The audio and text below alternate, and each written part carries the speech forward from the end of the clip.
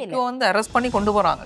அடுத்த நாள் ஜாமீன்ல ரிலீஸ் பண்றாங்க, பெயில் கொடுத்து ரிலீஸ் பண்றாங்கன்னு என்ன இந்த அரசாங்கம் செய்யுதுன்ற ஒரு கேள்வி இருக்குது. அதை விடுங்கோவன், ஜனாதிபதி கேட்கிறார் எவ்வாறு நாங்கள் ஒரு பிக்குவை மதகுருவை கைவிலங்கிட்டு கூட்டி வருவது. இதே விடயம் தையிட்டியில போராட்டம் செய்த எங்களுடைய வேலன் சுவாமிகள். ரணிலும் விமல் வீரவங்ச ஒண்டா சேர்றதுக்கும் இலங்கை அரசாங்கத்துல திரும்ப ஒரு மாற்றம் வரப்போறதுக்கும் இன்னொரு புதிய எதிர்கட்சி உருவாக போறதுக்கும் அவர்கள் கையில் எடுக்க போற விடயம் இந்த இனம். இப்ப நாமல் ராஜபக்சனுடைய ஒரு அடியால் இந்தியாக்கெல்லாம் போயிட்டு வந்த கதையும் நடந்து கொண்டிருக்கு. பிக்குவுக்கு சார்பாக வந்து நிற்கிறவர்கள், ஒரு தேரருக்கு சார்பாக வந்து நிற்கிறவர்கள் இன்று தமிழ் மக்களுக்கு எத்தனையோ படுகொலை நடந்திருக்கு, தமிழ் மக்கள் சார்ந்த எத்தனையோ பிரச்சனைகள் இருக்கு. அதுக்கு எந்த அரசாங்கமுமே கை கொடுக்குது இல்லை என்பதுதான். யாழ்ப்பாணத்துல தையிட்டி போராட்டம் சனிக்கிழமை நடக்குது. அந்த இரவு வந்து எல்லாரும் தன்சலுக்கு போய் நிக்கிறாங்க. தையிட்டி போராட்டத்துல ஆக்களை காணி, அங்க தையிட்டி போராட்டத்துல நிக்கிறது வளமையா நிக்கிற அந்த 4 பேரும் அந்த காணி உரிமையாளர்களும் அந்த கருப்பு கொடியோட இருந்து. என்னதான் எத்தனை ஆட்சி மாறினாலும் இலங்கையில காட்சிகள் மாறாது. இந்த விஷயத்தை கேள்விப்பட்ட ரணில் என்ன செய்தார், உடனே விமல் வீரவன்சக்கு கோல் அடிச்சு கதைக்கிறார். இவ்வளவு காலமும் பாம்பும் கீரியுமா இருந்தவையே அரசியல் இதெல்லாம் சகஜம் அப்பான்னு சொல்லுவாங்க தானே, அந்த ஒரு விஷயம் தான் இது. கோல் அடிச்சு எல்லாத்தையும் இப்போ ஒரு கஷ்டப்பட்டு ஒரு கவலையா கேட்கிறாராம். கேட்கிற மாதிரி கேட்டுட்டு நீங்கள் ஃப்ரீயா இருக்கிற ஓய்வா இருக்கிற ஒரு நாளைக்கு வாங்க, உண்மையை நீங்க தன்சலண்டா என்னத்தை நீங்கள் ஞாபகப்படுத்துவீங்க? தன்சலண்டா என்ன சாப்பாடு போடுவாங்க. ஆனா இந்த வருஷம் கொஞ்சம் வித்தியாசமா செய்தாங்க, பணம் கொடுத்தாங்க, கர்ப்பிணி தாய்மாருக்குரிய அந்த பொருட்களை வழங்கியிருந்தாங்க. தமிழ் மக்களாகிய எங்களுக்கும் இப்போ ஆட்சியில இருக்க அனுரகுமார திசாநாயக்க ஜனாதிபதி அவருக்கும் எதிர்கட்சியா இருக்க சஜித் பிரேமதாச அவருக்கு தான் பெரிய ஒரு அடியாக இருக்கும். வணக்கம், இது நாடும் நாங்களும், நான் உங்கள் அறிவு. வணக்கம் பவித்ரா. வணக்கம் அறிவு, எப்படி இருக்கீங்க? நான் நல்ல சுகம். இன்னைக்கு என்ன கொண்டு வந்திருக்கோம்? இன்னைக்கு நாங்கள் 3 விடயங்கள், மிக முக்கியமான விஷயங்களை நாங்கள் கொண்டு வந்திருக்கோம். நாடும் நாங்கள்லேயும் நாங்கள் பார்க்க போகிற 3 முக்கியமான விடயங்கள். அதில் முதலாவது விடயம், யாழ்ப்பாண நூலகம் எரிவூட்டப்பட்டு 45 வருடங்களே கடந்துட்டு வேறு என்ன உணர்ந்திருக்கோம்? இன்னொரு விஷயம் என்னன்னு சொன்னா, இவ்வளவு காலமா பாம்பும் கீரிகளாக இருந்து 2 பேர் வந்து இணைந்திருக்கிறாங்க. யாரப்ப அந்த 2 பேர்? அதாவது எங்களுடைய முன்னாள் ஜனாதிபதி ரணில் விக்ரமசிங்க அவரும் விமல் வீரவன்ச. ஆனா உண்மையே அப்படித்தானே, என்ன பாம்பும் கீரியுமா இருந்து இப்ப என்ன நடக்க போகுதுன்னு தெரியல. அடுத்தது இன்னொரு விஷயம், மிக முக்கியமான விஷயம், இந்த 3 தினங்களாக பார்த்திருப்பீங்க, எல்லா இடங்களிலுமே ஆக்கள் நிறைய பேர், கூட்டங்கள், நெரிசல்களா இருந்திருக்கு. அதாவது இந்த இல்ல போராட்டம் எங்கடாக்கள் போக மாட்டேன், அதுதான் பிரச்சனை. என்னன்னா இந்த பௌத்த வெசாக் தினத்தை முன்னிட்டு தன்சல் நிகழ்வு நடந்தது. அதுல இந்த மே மாதம் 31ஆம் தேதி நள்ளிரவு ஒரு விபத்தொண்டு, கோர விபத்தொண்டு நடந்திருக்கு. அதுல 6 பேர் வந்து உயிரிழந்திருக்காங்க. 6 பேர். இந்த 3 விஷயத்தையும் தான் நாங்கள் இன்றைக்கு கதைக்க போறோம். முதல்ல யாழ்ப்பாண நூலகத்துல இருந்து வருவோம். யாழ்ப்பாண நூலகம்ன்றது 1981 எரிவூட்டப்பட்டது, உங்களுக்கு தெரிஞ்சிருக்கும். தமிழர்களுடைய அறிவுசார் மரபு ஒட்டுமொத்தமாக புதைக்கப்பட்டிருந்த ஒரு இடம். உண்மையிலே JR ஜெயவர்தனோட காலத்துல இந்த நூலகம் எரிவூட்டப்பட்டிருக்கு. அது சிங்கள அரசாங்கத்தினுடைய ஒரு இனப்படுகொலையே மிஞ்சிய ஒரு செயற்பாடுன்னு தான் சொல்லி ஆகணும். என்னன்னா ஒரு இனத்தினுடைய அழிவுன்றது வெறுமனே ஒரு இனத்தை கொத்து கொத்தாக கொள்றது மட்டும் அழிவண்டு இல்ல தானே. இப்ப அதுல இன்னொரு விஷயம், அவங்க சார்ந்து என்னென்ன விடயங்கள் அழிக்கிறதா இருந்தாலும் சரி, வரலாறு அழிக்கிறதா இருந்தாலும் சரி, எல்லாமே ஒரு இனப்படுகொலினுடைய ஒரு முன்னேற்பாடு அல்லது இனப்படுகொலை என்றுதான் எடுத்துக்கொள்ளப்படும். ஒட்டுமொத்தமா உலக அரசாங்கத்தை பொறுத்த வரைக்கும் ஒரு இனத்தினுடைய வரலாற்றை அழிக்கிறதும் இனப்படுகொலை என்றுதான் கருதப்படும். அப்படி இருக்கிறப்போ நாங்க மே 18 எந்த அளவுக்கு முக்கியமான விடயமா நாங்க வந்து அனுஷ்டிக்கிறோமோ, மே 18 எந்த அளவுக்கு நாங்க முக்கியமா சொல்றோமோ, அதே மாதிரி இந்த யாழ்ப்பாண நூலகம் எரிவூட்டப்பட்ட விஷயத்தை பற்றி நாங்க கதைக்கணும். ஆனா இப்ப கதைக்கிற மாதிரி இல்லை. என்னன்னு சொன்னா, நாங்கள் வந்து தமிழர்களாக இருந்து நிறைய வழிகளை சுமந்து வடுக்களை கடந்து நாங்கள் இந்த இன்னுமே போராடி கொண்டிருக்கோம் எங்களோட சுதந்திரத்துக்காக. இப்ப நீங்க பார்த்திருப்பீங்க, இந்த நூலகம் எரிவூட்டப்பட்டதுன்றது மிகப்பெரிய தமிழர்களுக்கு ஏற்பட்ட ஒரு பெரிய அழிவுன்னு தான் நாங்க சொல்லணும். என்னன்னு சொன்னா, அங்க அறிவியல் சார்ந்து பல நூல்கள் அளிக்கப்பட்டது, ஓலைச்சுவடிகள் அளிக்கப்பட்டது, வரலாற்று ஓலைச்சுவடிகள், இலக்கியங்கள், தமிழர்களுடைய மிகப்பெரிய பொக்கிஷம் என்று சொல்லக்கூடிய இலக்கியங்கள் எரிக்கப்பட்டது. உண்மையாவே தமிழர்கள் நம்மளுடைய வரலாற்றை வந்து மீட்டெடுக்கிறதுக்கு மிக உதவியாக இருந்தது இலக்கியங்கள். அந்த இலக்கியங்கள்ல இருக்க வரலாற்றுகளை வைத்துக்கொண்டு அதற்கு பின்னர் நாங்க தேடி கண்டுபிடிச்சதுதான் நீங்க இப்ப பாக்குற பாண்டியர்களுடைய வரலாறு, பொன்னியின் செல்வன் படம் பார்த்திருப்பீங்க. இதெல்லாமே ஒரு இலக்கியத்தின் மூலமாக எங்களுடைய வரலாற்றை மீட்டெடுக்கிறதுக்காக அதன் முயற்சியால பெறப்பட்ட ஒரு வரலாறு தான். ஆனால் அந்த இலக்கியங்கள் எங்களுடைய நூலகத்துல இருந்து அது எரிக்கப்பட்ட உலகத்திலே புகழ்பெற்ற ஒரு நூலகம் யாழ்ப்பாண நூலகம், ஆசியாவினுடைய முதலாவது நூலகமா இப்போ அந்த நூலகத்துக்கு வந்து என்னதான் வெள்ளை நிறத்துல நிறம் பூசப்பட்டிருந்தாலும் அதுக்குள்ள இருக்கிற அந்த கருப்பு நிறம் வந்து அழிய போறது. அந்த எரிவூட்டப்பட்டதனால் ஏற்படக்கூடிய அந்த கருப்பு அது எப்பயுமே அரசாங்கம் வந்தாலும் அதை செய்யலாம் சொல்லி. ஆனா இன்னொரு விஷயத்தை பாருங்க அறிவு, இந்த விஷயத்தை இந்த எங்களுடைய இலங்கை அரசாங்கம் வந்து இப்படி ஒன்று நாங்கள் இந்த இனப்படுகொலைகள் செய்ததாக இருக்கட்டும், இல்ல இந்த நூலகங்கள் எரியூட்டப்பட்டதாக இருக்கட்டும், வெள்ளை கொடியுடன் சரணடைந்தவர்களை அவர்கள் பத்தி ஒரு தகவலுமே இல்லை. இதுக்கான எந்த ஒரு இதையுமே எங்களுடைய அரசாங்கம் வந்து இன்னுமே ஏற்றுக்கொள்ளல. அது உண்மைதானே. இப்ப ஆட்சி மாறினாலும் காட்சி மாறாதுன்றது உண்மை. அதே மாதிரி என்னதான் எத்தனை ஆட்சி மாறினாலும் இலங்கையில காட்சிகள் மாறாது. நீங்க பாத்திருப்பீங்க, மே 18 வந்து கொழும்புல முள்ளிவாய்க்கால் கஞ்சி கொடுத்த ஆண்டு சிங்களவர்கள் போய் போராட்டம், இளைஞர்கள் போய் தலைவனுடைய படத்தை எரிக்கிறதா இருக்கட்டும். நீ என்ன பண்ற? இப்ப இங்கதானே பிரச்சனை. இங்க ஒரு இனத்துவேஷம் பண்றதை நீ வளர்க்கிற, அதற்கு நீ எதை கொண்டு வந்து முன்னிலைப்படுத்துற? எங்களுடைய வழிகளை கொண்டு வந்து முன்னிலைப்படுத்துற. அது வெறுமனே வந்து ஒரு இயக்கத்தினுடைய வீழ்ச்சியான்னு கேட்டா இல்ல, அது வந்து தமிழ் இனத்தினுடைய வீழ்ச்சி. அந்த ஆண்டு இயக்கம் மட்டும்தான் கொல்லப்பட்டதான்னு கேட்டா இல்ல, அந்த இயக்கம் மட்டுமே அன்று கொல்லப்பட்டு இருந்தால் இந்த மக்கள் வந்து இந்த அளவுக்கு போராட வேண்டிய நிலைமை வராது. இவ்வளவு நாங்க அதை அனுஷ்டிக்க வேண்டிய நிலைமை. சொன்ன அந்த மே 18ன்றது மிக முக்கியமான விஷயம். ஏன்னு சொன்னா அங்க வந்து கொல்லப்பட்டது இயக்கம் சார்ந்தவர்கள் இல்ல, அப்பாவி தமிழ் மக்கள், அப்பாவி குழந்தைகள், எத்தனையோ கற்பிணி தாய்மாராக்கள் இழக்கப்பட்டிருக்கு. அதை விளங்கி கொள்ளாம இல்ல அது சார்ந்த எந்த ஒரு செயற்பாடும் இல்லாம இப்பயும் அந்த இனத்துவேஷத்தை கொண்டு வந்து எங்களை திரும்ப திரும்ப ஒரு போராட்டத்துக்குள்ள தள்ளுற மனப்பான்மையை கொண்டு ஒரு இனத்துல ஒரு குறிப்பிட்ட மக்கள் செயற்படுறாங்கண்டா அங்க இனத்துவேஷம் இருக்கா இல்லையான்றதான் இருக்கு. இப்ப இதுலதான் நீங்க இன்னொரு விஷயத்தையும் நோட் பண்ணணும். நீங்க சொன்ன மாதிரி இந்த ரணிலும் விமல் வீரவங்ச ஒண்டா சேர்றதுக்கும் இலங்கை அரசாங்கத்துல திரும்ப ஒரு மாற்றம் வர போறதுக்கும் இன்னொரு புதிய எதிர்கட்சி உருவாக போறதுக்கும் அவர்கள் கையில் எடுக்க போற விடயம் இந்த இனத்தை வச்சுதான் எங்களுடைய இலங்கையினுடைய அரசியல் வந்து நகருது. வேற வேற நாடுகள்ல வேற வேற விடயங்களை வச்சு நகர்ந்தாலும் எங்களுடைய இலங்கை அரசியல் அமைப்புல ஒரு நாளும் மாறாத விடயம் என்றது இந்த இனத்தை வச்சுதான். இப்ப நீங்க பார்த்திருப்பீங்கள், அனுராதபுரத்துல ஒரு சிறுமி வந்து அதை செய்த வந்து ஒரு மதகுரு, ஒரு பௌத்த பிக்கு அங்க எங்க போனது? அங்க இனம்ன்றது ஒரு ஒன்று பாவிக்கப்பட்டிருக்கு. சட்டம் சரியாக கடமையை செய்திருக்குதா? இல்ல ஒன்றுமே செய்யல. வந்து அரெஸ்ட் பண்ணி கொண்டு போறாங்க, அடுத்த நாள் ஜாமீன்ல ரிலீஸ் பண்றாங்க, பெயில் கொடுத்து ரிலீஸ் பண்றாங்க.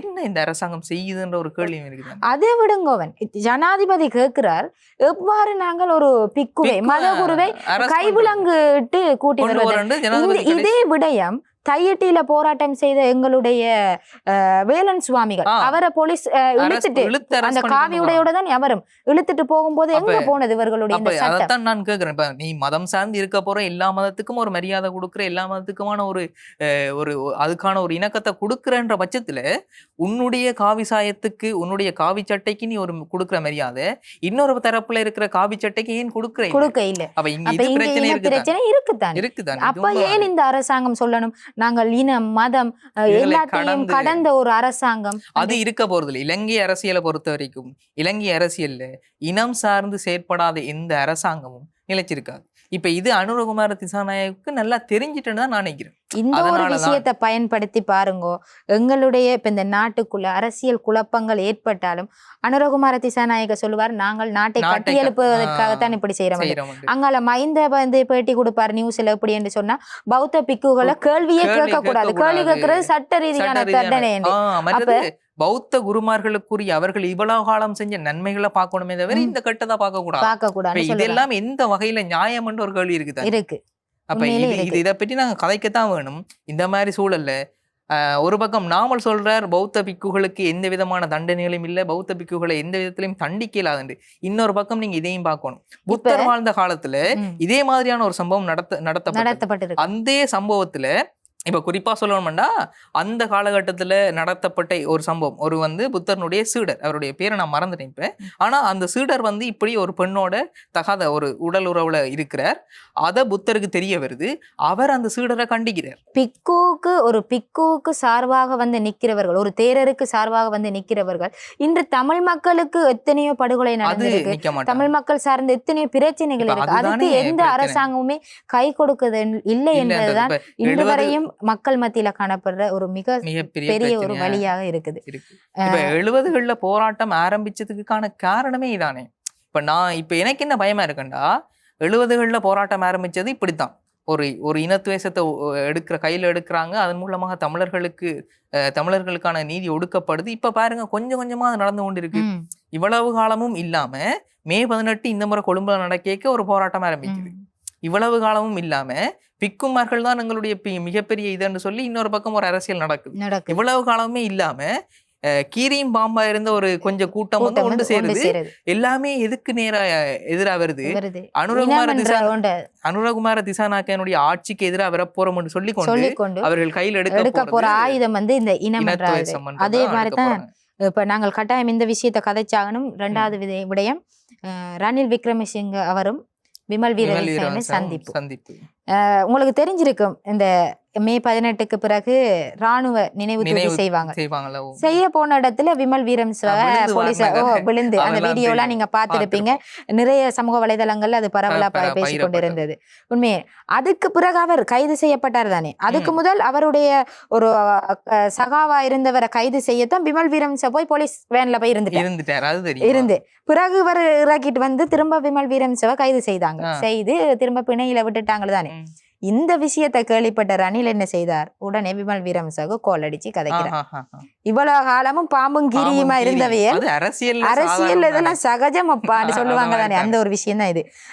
கோல் அடிச்சு எல்லாத்தையும் இப்ப ஒரு கஷ்டப்பட்டு ஒரு கவலையா கேட்கிற மாதிரி கேட்டுட்டு, நீங்கள் ஃப்ரீயா இருக்கிற ஓய்வா இருக்கிற ஒரு நாளைக்கு வாங்க கதைக்கிறதுக்கு இங்க என்ன அரசியல் நடக்க போகுதுன்னு பார்த்தா இதுதானே. ஏனெண்டா இதுக்கு முதல் நீங்க பார்த்திருப்பீங்க, ரணிலும் எங்களுடைய ஜனாதிபதி அனுரகுமார திசாநாயக்கும் ஒரு சந்திப்பு ஏற்பட்டு சமூக வலைதளங்கள் அதிகமா பரவி இருந்தது. இதை பயன்படுத்தி கொண்டு ரணில் என்ன செய்ய போறார், திரும்ப மீண்டும் ஒரு ஆட்சியை அமைக்கலாம் என்றதுக்கு. ஏன்னு சொன்னா இப்ப ரணில் கோட்டாபாய காலத்துல அந்த கோட்டாக்கோ, அதுக்கு பிறகு பொருளாதார நெருக்கடி வந்தது. அதுக்கு பிறகு ரணில் அந்த கொஞ்ச காலம் ஜனாதிபதியா இருந்த டைம்ல தான் அவர் நிறைய விஷயங்களை செய்தார். நானும் இப்ப அதான் சொல்லணும். இப்ப குறிப்பா ஒரு கொஞ்ச காலமா சமூக ஊடகங்கள்ல ரணிலையும் கோட்டாபாயவையும் அதுக்கு நடுவுல அனுரவையும் கொண்டு நிப்பாட்டிட்டு கம்பேரிசன் போடுறாங்க. இப்ப ரணில்ட காலத்துல பெட்ரோல் எவ்வளவு 380 ரூபா, இப்ப எவ்வளவு இருக்கு 430 ரூபா. இப்ப இது எல்லாமே கம்பேரிசன்ல போட்டுட்டு இருக்காங்க. அது கூட பரவாயில்ல. இப்ப எத்தனையாம் ஆண்டு 2026, அடுத்த 2029ஆம் ஆண்டுக்குரிய ஜனாதிபதி தேர்தலுக்குரிய போஸ்டர் கூட சமூக வலைதளங்கள்ல பரவ. அதுக்கு முக்கிய புள்ளியா காணப்படுற ஒரு ஆள், எங்களுடைய நிறைய வழிகளை சுமந்து கஷ்டங்களை கொடுத்த மஹிந்த ராஜபக்சனுடைய புதல்வர் நாமல் ராஜபக்ச. இப்ப நாமல் ராஜபக்சனுடைய ஒரு அடியாள் இந்தியாக்கெல்லாம் போயிட்டு வந்த கதையும் நடந்து கொண்டு இருக்கு. இப்ப ஒட்டுமொத்தமாவே ஒரு மைனூட்டான அரசியல் இங்க நடந்து கொண்டு இருக்கு. பாருங்க, ஊடகங்கள் முழுக்க ஒரு விஷயம் பரப்பப்படுது, இப்ப இருக்க ஆட்சியை விட ரணிலினுடைய ஆட்சி நல்லா இருந்தது ஒரு நரேஷன் போய் கொண்டிருக்கு. அதே காலகட்டத்துல ரணிலுக்கு சப்போர்ட்டிவா நாமலுடைய கட்சி சார்ந்தவர்களும் வராங்க. நாமல் சார்ந்து ஒரு குறிப்பிட்ட கூட்டம் வருது, விமல் வீரவன்ச இது மாதிரியான ஒரு சில தலைகள் வருது. இது எல்லாமே ஒண்டா சேர்ந்து ஒரு புதிய ஆட்சி அமைக்க போகுதுன்றதுல இந்த மாற்று கருத்தும் இல்லை. ஆனால் இதன் தாக்கம் யாருக்கு இருக்க போகுதுன்னு சொல்லுங்க. இப்ப தமிழ் மக்களாகிய எங்களுக்கும் இப்போ ஆட்சியில இருக்க அனுரகுமார திசாநாயக்க ஜனாதிபதி அவருக்கும் எதிர்கட்சியா இருக்க சஜித் பிரேமதாச அவருக்கு தான் பெரிய ஒரு அடியாக இருக்க போகுது. சஜித்துக்கு இங்க ஒரு பெரிய ஒரு ரோல் ஒன்று இருக்கு. ஏன்னா இவ்வளவு காலமும் எதிர்கட்சி என்றாலே சஜித்தினுடைய கட்சி தான் எதிர்கட்சி என்று சொல்லி, சஜித் பிரேமதாச தான் எதிர்கட்சி தலைவர் என்று சொல்லி ஒரு நரேஷன் இங்க இருக்குது. அதே நேரத்துல அனுரவை விட நான் நல்லா செய்வேன் என்று இருந்தது. இதே காலகட்டம் பாருங்க, சஜித்துக்கும் ரணிலுக்குமான ஒரு நெருக்கமும் இவ்வளவு காலமும் இருந்தது. இப்ப ரணில் ஜனாதிபதியா இருந்த காலகட்டத்துல அவங்க 2 பேருக்கான நெருக்கம் இருந்தது. இப்ப சஜித்தோட இருந்த அதே நெருக்கம் இப்ப மாறி இங்கால பக்கம் வரப்போகுது ரணில் நாமல் இது சார்ந்த ஒரு விமல் வீரவன்ச இந்த வட்டத்துக்குள்ள வரப்போகுது. அந்த வட்டம் திரும்ப ஒரு எதிர்கட்சியா வந்து நிக்க போகுது. அந்த எதிர்கட்சி கையில எடுக்க போற ஆயுதம் இனம். இப்ப இனம் சார்ந்த விடயங்களை கையில எடுத்து மீண்டும் ஒரு பிரச்சனையை, ஒரு போராட்டத்தை அல்லது ஒரு இனம் சார்ந்த செயற்பாடுகளை செய்ய போறாங்கன்றதுல எந்த மாற்று கருத்தும் இல்லை. உண்மையிலே நாமல் இப்ப பாத்தீங்கன்னா நாமளுடைய எந்த ஒரு செய்தி ஊடகங்கள்ல சந்திக்கும் போதும் அவர் கூறுற விடயம் என்னன்னு சொன்னா, அடுத்த ஜனாதிபதி தேர்தலில் நான் போட்டியிடுவேன், கட்டாயம் வெற்றி பெறுவேன் என்ற. இப்ப இருக்கிற இந்த பொருளாதார நெருக்கடி இப்ப நீங்க பாத்தீங்கன்னு சொன்னா உண்மையிலேயே இந்த பொருளாதார நெருக்கடி என்பது இப்ப இந்த அரசியலையும் இந்த அரசாங்கத்தை நாங்கள் குற்றஞ்சாட்ட முடியாது. ஏனென்றா அது வந்து உலக நாடுகள்ல நடைபெறுகின்ற டொலரின் அதிகரிப்பாக இருக்கட்டும், அடுத்தது ட்ரம்ப் செய்த போராட்டம், அது கோர்மோஸ் நீரிணையின் அடைப்பாக இருக்கட்டும், இதெல்லாமே வந்து பொருளாதார தட்டுப்பாடுல நாங்கள் உண்மையை எந்த வித இது உண்மையாதான் இங்க பிரச்சனை. இப்ப கச்சா எண்ணெயினுடைய விலைகள் வந்து அதிகரிச்சதுதான் இலங்கை மாதிரியான நாடுகளுக்கு பாதிப்பு ஏற்படுது. இப்ப குறிப்பா பாருங்க, கியூபா வந்து கரண்ட் வசதி எதுவுமே இல்லாம இருட்டுல தத்தளிச்சு கொண்டிருக்காங்க. இப்ப அதே மாதிரி நாங்களும் ஒரு காலகட்டத்துல மாற போறோமான்ற ஒரு கேள்வியும் இருக்கு. இத நீங்க இந்த விஷயத்த சொல்லும் போதுதான் எனக்கு ஒரு ஞாபகம் வருது. நாங்கள் ஒரு மக்கள் கருத்து நிகழ்ச்சி ஒன்று செய்திருந்தோம். அதுல ஒருவர் சொல்லியிருந்தார், இலங்கை இன்னும் கொஞ்ச நாளையில சோமாலியா போல வரப்போகுது. இப்ப நாங்க இலங்கையில இருந்து கதைச்சு கொண்டிருக்கோம், யாழ்ப்பாணத்துல இருந்து நாங்க கதைக்கிறோம். நாங்க என்னதான் கதைச்சாலும் எங்களுக்கு தெரியுது அன்றாடம் எங்களோட விலைவாசி இந்த அளவுக்கு மாறுது. ஒரே நாள்ல பெட்ரோலினுடைய விலை 10 ரூபாய்க்கு அதிகரிக்கிறதும் ஒரே நாள்ல. இதுக்காகத்தான் ரணில் சொல்லியிருக்கார், அனுரகுமார திசாநாயக்க அவர் பதவி ஏற்கும் போதே சொன்னாராம், ரூபாயினுடைய பெருமதியை வந்து தக்க வைத்துக் கொள்ளுங்க. என்னன்னா அந்த டைம்ல வந்து ரூபாயினுடைய பெருமதி 280 ரூபாய் இருந்தது, இப்ப 300 சொச்சத்துக்கு போயிட்டு. அப்ப ஒன்னும் செய்யலாது. அதான் பொருளாதாரம் மக்கள் நினைக்கிற ஒரே ஒரு விஷயம் ரணில் என்ன பாடல இருக்குதுன்னு எனக்கு தோணுது. இல்ல உண்மைதான். ஏன்னா இப்ப நரேஷனாவே யூடியூபா இருக்கலாம், நீங்க பேஸ்புக்கா இருக்கலாம், இப்ப ஒட்டுமொத்தமா இந்த இலங்கை அரசியலை பேசக்கூடிய சிங்களவர்கள் பொதுவா ஒரு சில பேர் நீங்க பாத்துருப்பீங்க. அவங்க எல்லாருடைய நரேஷன் எப்படி இருக்கேன்டா, இத ரணிலால செஞ்சிருக்கேலும். ரணில் இருந்த காலத்துல IMF கடன் இருக்கேல, இப்ப IMF கடன் இருக்கு. IMF கடன் மூலமாக ஏற்பட்ட பிரச்சனைகளால இப்ப IMF சொல்ற வேலையைத்தான் இங்க இருக்கிற அரசாங்கம் செய்ய வேண்டிய அந்த ஒரு பிரச்சனையும் இருக்கு. அப்ப அதே நேரத்துல ரணில முழுமையா நாங்க பொருளாதாரத்துல இருந்து நிமித்திடுவார், இலங்கையை கொண்டு போய் அங்க கடலுக்கு மேல வைக்கிறார், அதெல்லாம். ஆனா என்னதான் இருந்தாலும் எத்தனை அரசாங்கம் வந்தாலும் முதல் இருந்த அரசாங்கம் கடன் வச்சது, அந்த கடனை நாங்கள் கட்டத்தான் வேணும். இந்த பதில கொடுத்துப்பட்டு லேசா போயிருவாங்க. இங்க பாதிக்கப்பட போறது அநேகமான ஏழை மக்கள் தான். ஏழை மக்களும் நம்மளும் ஏழை மக்கள் தான். உண்மையிலே அடுத்த ஒரு விஷயம் நாங்கள் கதைக்கணும்ன்றத விஷயம், முக்கியமான விஷயம். இப்ப பாத்திருப்பீங்கள், இந்த 3 தினங்களாக சனி ஞாயிறு இன்னைக்கு திங்கட்கிழமை வரைக்குமே தொடர்ற ஒரு விஷயம் வந்து தன்சல், இந்த வெசாக் போயானுடைய தன்சல். உண்மையை நீங்க தன்சல்ண்டா என்னத்தை நீங்க ஞாபகப்படுத்துவீங்க? தன்சல்ண்டா என்ன, சாப்பாடு போடுவாங்க. ஆனா இந்த வருஷம் கொஞ்சம் வித்தியாசமா செய்தாங்க, பணம் கொடுத்தாங்க, கர்ப்பிணி தாய்மாருக்குரிய அந்த பொருட்களை வழங்கியிருந்தாங்க. இதெல்லாம் நீங்க வழங்குறதுல எங்களுக்கு எந்த ஆட்சேபனையும் இல்லை. ஏன்னு சொன்னா அது உங்களுடைய மதம் சார்ந்த இனம் சார்ந்த ஒரு பாரம்பரியமான முறை. அதை நீங்கள் பாரம்பரியமா பின்பற்றி கொண்டு வரதுல எந்த ஒரு இதுவும் இல்லை. ஆனால் இந்த தன்சல் கொடுத்த ஒரு மிகியங்குடையில வந்து ரொட்டி தன்சல் கொடுத்து கொண்டிருந்திருக்காங்க. அந்த டைம்ல ஒரு வாடகைக்கு ஒரு ஜீப் கொண்டு எடுத்துக்கொண்டு ஒரு ஆள் வாரார், வந்து அந்த இடத்துல ஒரு கோர விபத்து ஒன்று இடம்பெற்றது. அதுல வந்து குறிப்பா 6 பேருக்கு மேல 6 பேர் உயிரிழந்திருக்கிறாங்க, 7 பேருக்கு மேல படுகாயம் அடைஞ்சிருக்காங்க. உண்மையிலே இந்த மக்களை பாத்தீங்கன்னா எங்கேயாச்சும் தன்சல்கள் இப்படி அன்னதானங்கள்டா கூட்டம் கூடமா கூடுற இடம் இருக்கு. யாழ்ப்பாணத்துல பாருங்களேன், யாழ்ப்பாணத்துல தையிட்டி போராட்டம் சனிக்கிழமை நடக்குது. அந்த இரவு வந்து எல்லாரும் தன்சலுக்கு போய் நிக்கிறாங்க. தையிட்டி போராட்டத்துல ஆக்களை காணல. அங்க தையிட்டி போராட்டத்துல நிக்கிறது வளமையா நிக்கிற அந்த 4 பேரும் அந்த காணி உரிமையாளர்களும் அந்த கருப்பு கொடியோட இருந்து அந்த போலீஸாக்கள்ட்ட அடி வாங்கி கொண்டு அந்த திரும்ப அதே தானே செய்யறாங்க. பாருங்க, என்னதான் நீ எங்களது நாங்கள் இப்போ வந்து எங்களுடைய இந்த சிங்கள அரசாங்கத்தையும் எங்களுடன் இருக்கின்ற இந்த சிங்கள மக்களை நாங்கள் ஏசி கொண்டு இருக்கிற இந்த சந்தர்ப்பத்துல எங்களுக்காக போராட எங்க மக்கள் வராங்க. அந்த சனிக்கிழமை இரவு வந்து அந்த வெசாக் பண்டிகையில கலந்து கொள்ற தமிழ் மக்கள் வந்து ஏன் இந்த இவ்வாறான தமிழ் மக்களுடைய போராட்டத்துல இப்ப இங்க இருக்க பிரச்சனை தான், அது இந்த பிரச்சனை இல்லை. இங்க இருக்கிற மக்களுடைய மனநிலை இப்படி மாறிது. எந்த பிரச்சனை அது இல்லை.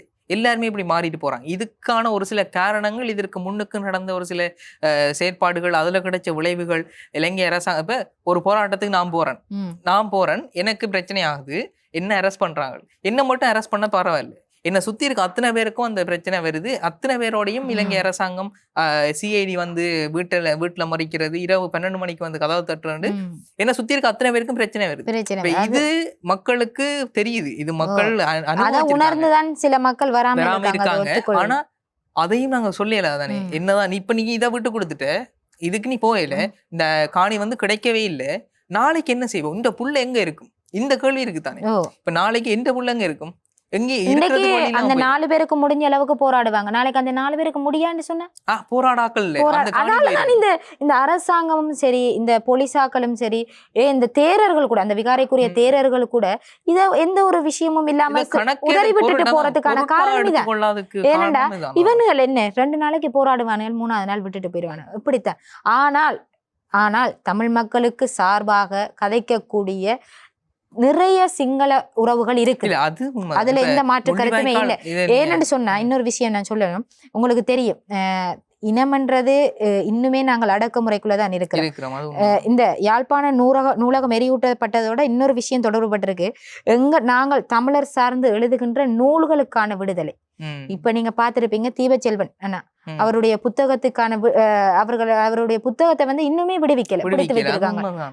அப்ப இங்க வந்து நிறைய பிரச்சனைகள் இருக்குது. ஆனால் அதை செய்யறதுக்கோ அது சார்ந்து கதைக்கிறதுக்கு எங்களிடம் சரியான அரசியல்வாதிகள் இல்ல, தமிழ் அரசியல்வாதிகள். அதுதான் இங்க இருக்க பிரச்சனை. இங்கே தமிழர்களுடைய குறிப்பா ஈழத்தமிழர்களுடைய ஒரு சரியான தலைமை இல்லை. ஒரு தலைமைக்கான வெற்றிடம்ன்றது இப்ப வரைக்கும் இருக்கு.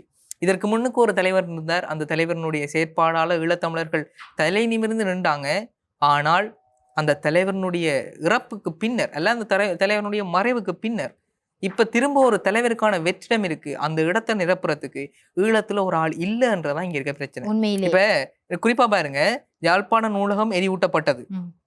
அங்க இருந்த அத்தனையுமே தமிழர்களுடைய இலக்கியம், வரலாறு, மிக முக்கியமான பழமையான ஓலைச்சுவடிகள், உலகத்திலேயே புகழ்பெற்ற ஒரு நூலகம், தமிழர்களுடைய அறிவுசார் மரபு.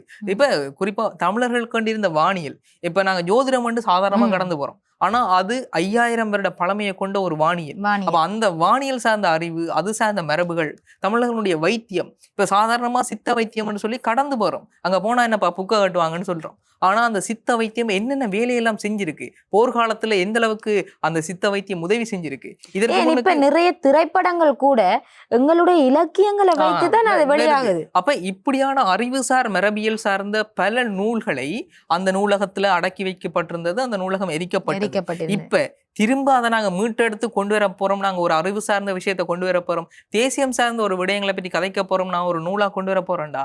இலங்கையில கொண்டு வர முடியாத ஒரு நிலைமை இருக்கு இப்ப வரைக்கும். அது இப்ப வரைக்கும் உண்மையா நாங்க இப்ப எங்களுடைய இனத்தை எடுத்துக்கொண்டோம்னு சொன்னா, எங்களுடைய இனம் நிறைய விடயங்களுக்காக போராடுது. ஏதோ ஒரு வகையில ஏதோ ஒரு நாள் எங்களுக்கு நிச்சயம் ஒரு சுதந்திரமோ விடிவோ கிடைக்கும் என்று போராடி கொண்டிருக்கிறது. அதை நம்புவோம். இவ்வளவு நேரம் நீங்க பாத்துட்டு இருந்தீங்க, இது நல்லா இருக்கா இல்லையான்றதை தாண்டி எங்களுடைய கருத்து இந்த நாட்டுல என்ன நடக்குதுன்றதை நாங்க உங்கள்கிட்ட சொல்லியிருக்கோம். நாடும் நாங்களும் நிகழ்ச்சியினூடாக உங்களோட இணைந்திருந்த நான் உங்கள் அறிவு, நான் உங்கள் பவித்ரா. வணக்கம், நன்றி.